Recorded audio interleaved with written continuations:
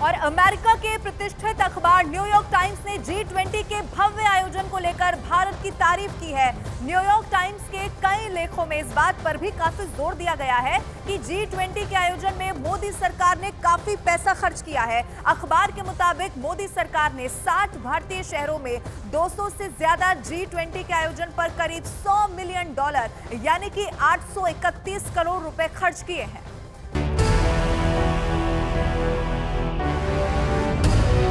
New York times दुनिया का एक बड़ा अखबार है और इसमें G20 समिट का जिक्र करते हुए हेडलाइंस दी गई है। इसका मतलब है कि क्या भारत की वैश्विक महत्वाकांक्षाएं घरेलू स्तर पर गहरी होती खामियों से बच सकेंगी? यानी इस न्यूज आर्टिकल में प्रधानमंत्री मोदी और उनकी राजनीतिक स्थिति पर टिप्पणी की गई है।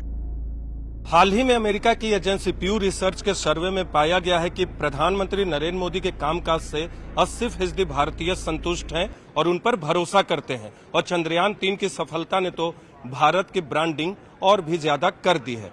और अब G20 की मेजबानी ने भारत का कद दुनिया के सामने और भी बढ़ा दिया है और ये सारी बातें दुनिया के अलग अलग अखबारों में लिखी जा रही हैं। न्यूयॉर्क टाइम्स अखबार ने एक और लेख लिखा है जिसकी हेडलाइंस है Making sure 1.4 billion people are very aware India is hosting the G20। इसका मतलब है कि ये सुनिश्चित किया जा रहा है कि भारत के 140 करोड़ लोगों को ये पता चले कि भारत G20 की अगुवाई कर रहा है। न्यूयॉर्क टाइम्स ने G20 शिखर सम्मेलन को चुनाव से जोड़ते हुए लिखा है कि G20 का आगमन ऐसे समय में हुआ है जब भारत खुद को एक उभरती हुई भू राजनीतिक और आर्थिक शक्ति के रूप में पेश कर रहा है। वसुधैव कुटुंबकम की भावना के साथ प्रगति मैदान स्थित भारत मंडपम में विदेशी मेहमानों को राष्ट्रपति द्रौपदी मुर्मू ने रात्रि भोज दिया।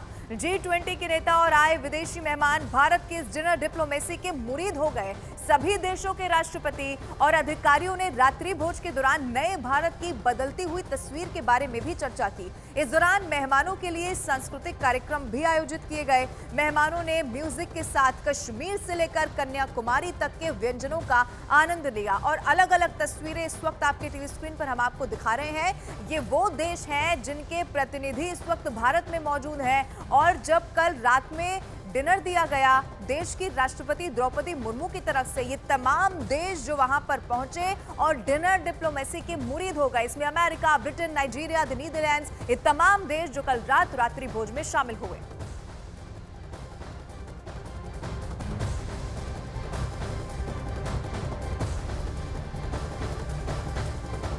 G20 शिखर सम्मेलन के पहले दिन की समाप्ति पर भारत मंडपम में मेगा डिनर का आयोजन किया गया और इस डिनर में अमेरिकी राष्ट्रपति जो बाइडेन, ब्रिटेन के प्रधानमंत्री ऋषि सुनक, फ्रांस के राष्ट्रपति इमैनुअल मैक्रों समेत कई विदेशी मेहमानों ने शिरकत की जो समूची दुनिया की करीब 80% आबादी और तकरीबन इतनी ही ग्लोबल इकोनॉमी को भी कंट्रोल करते हैं। लेकिन ये सभी मेहमान जब इस मेगा डिनर में पहुंचे तो दुनिया देखती रह गई।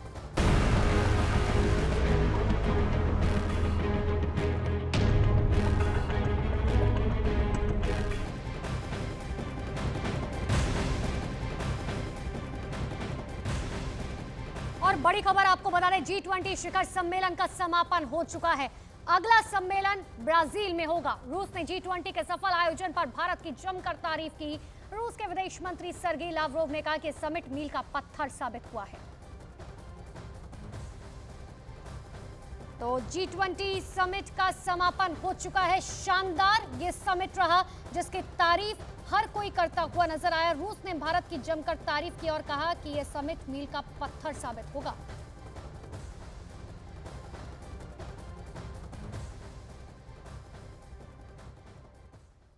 जिन्हें प्योरिटी का नहीं। G20 सम्मेलन पूरी दुनिया में चर्चा का विषय है और लगातार सुर्खियों में है क्योंकि भारत की अगुवाई में G20 की बैठकों में इस बार वो हुआ जो अब तक किसी भी देश में नहीं किया था। भारत के 60 शहरों में G20 की 200 से ज्यादा बैठकें हुई जिससे हजारों विदेशी मेहमानों को भारत की सांस्कृतिक विरासत को करीब से जानने समझने का मौका मिला। कश्मीर से कन्याकुमारी तक भारत की यही छाप राष्ट्रपति के डिनर में भी विदेशी मेहमानों के दिलो दिमाग पर छा गई, जब भारत के राज्यों के मशहूर व्यंजनों का गुलदस्ता खाने की टेबल पर सजाकर रख दिया गया। चलिए बताते हैं आपको कि राष्ट्रपति के डिनर में विदेशी मेहमानों की थाली में क्या क्या परोसा गया।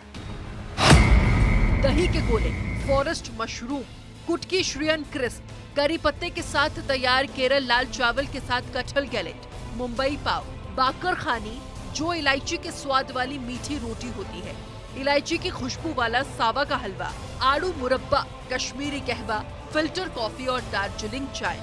डिनर के बाद राष्ट्रपति द्रौपदी मुर्मू ने ट्वीट किया कि भारत मंडपम में G20 शिखर सम्मेलन के भव्य डिनर में G20 देशों के प्रतिनिधि मंडलों और दूसरे देश के प्रमुखों की मेजबानी करना खुशी की बात थी। मुझे यकीन है कि हमारे विशिष्ट अतिथियों ने हमारे साथ रहने के दौरान भारत की संस्कृति, भारतीय व्यंजन का आनंद लिया होगा।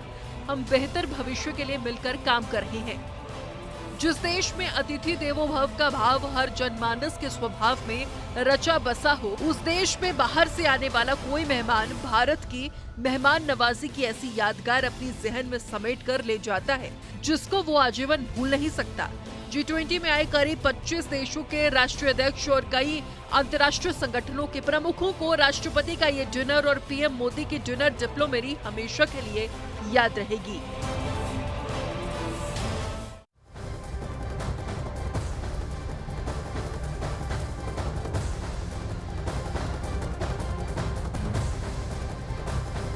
दिल्ली में हो रहे G20 शिखर सम्मेलन के पहले दिन डिनर के दौरान राष्ट्रपति द्रौपदी मुर्मू और प्रधानमंत्री नरेंद्र मोदी ने प्राचीन नालंदा विश्वविद्यालय वाले बैकग्राउंड के आगे खड़े होकर सभी मेहमानों का स्वागत किया। इस दौरान प्रधानमंत्री नरेंद्र मोदी ने करीब सभी मेहमानों को भारत की पुरातन शैक्षणिक विरासत नालंदा विश्वविद्यालय से परिचित करवाया।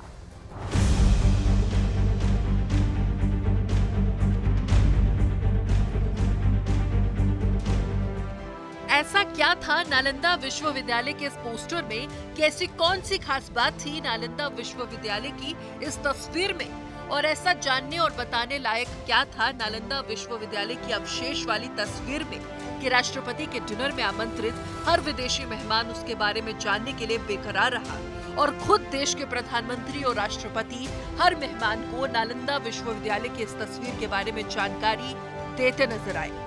आखिर पीएम मोदी ने विदेशी मेहमानों को नालंदा विश्वविद्यालय से परिचित कराने का फैसला क्यों लिया? ये सवाल हर किसी के मन में उठा।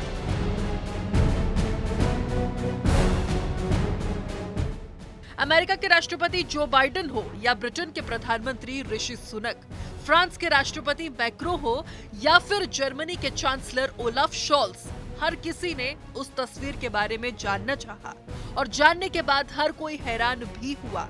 हैरान इस बात की कि प्राचीन भारत शैक्षणिक रूप से कितना समृद्ध था। आश्चर्य इस बात का कि जिस युग में दुनिया लेखनी का कखरा सीख रही थी, उस वक्त में भारत विश्व गुरु की भूमिका निभा रहा था और दुनिया भर के छात्रों को नालंदा विश्वविद्यालय में अलग अलग विषयों का अध्ययन करा रहा था। भारत का ये सबसे प्राचीन विश्वविद्यालय रहा है जो 5वीं सदी से 12वीं सदी तक अस्तित्व में रहा। इसकी विरासत महावीर और बुद्ध के युग से चली आ रही है जो प्राचीन भारत की प्रगति को दर्शाती है। नई दिल्ली में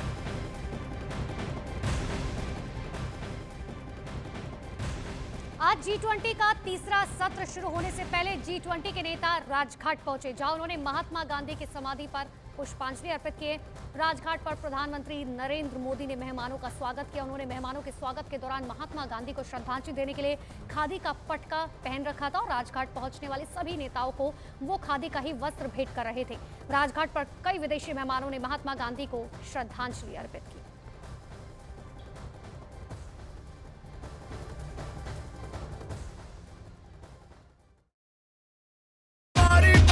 सम्मेलन की थीम वसुधैव कुटुंबकम की है। इसी सोच, इसी भावना और इसी इरादे के साथ नालंदा विश्वविद्यालय की तस्वीर यह लगाई गई, क्योंकि प्राचीन भारत की ये शैक्षणिक विरासत वसुधैव कुटुंबकम की भावना से ही पूरी दुनिया में ज्ञान का प्रकाश फैला रही थी और भारत दुनिया को यही बताने की कोशिश कर रहा था कि वसुधैव कुटुंबकम की सोच के लिए G20 की अगुवाई कर रहा भारत वाकई में इस सोच के साथ सदियों से जीता चला रहा है।